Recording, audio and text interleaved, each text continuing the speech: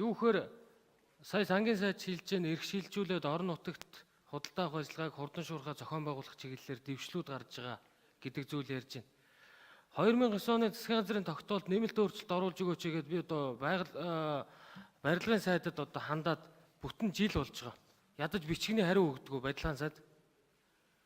Тэгээ энэ оюутны сайд, барилгын сайд энэ дээр анхаараарай. Гишүүд төрийн энэ албан хэрэг хөтөлтийн дагуу бичиг явуулаад тэрнийг хариуг ядаж авдаггүй юмараа. Ямар агуулгатайгүй л ерөөсөө аймаг нийслэл захиалагчийн албатай л байгаа одоо засгийн газрын тогтоолоор.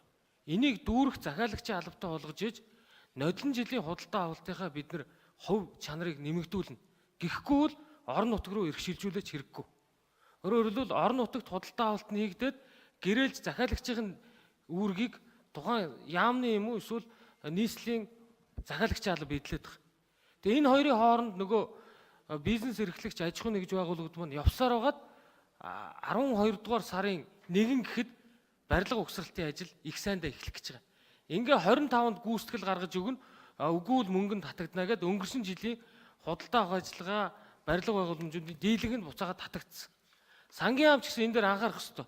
Худалдаа авах ажиллагааны хууль маань ийм сунжирсан процесстэй явагдаж байгаа бол эх хонд онд амнуулж нөгөө худалдаа авах ажиллагааныхын мөнгийг эх оны төсвүүдээр нь суулгахгүй л нүглийн нүдийг гурилаар хуурдагтай яг адилхан ийм зүйл болоод байгаа.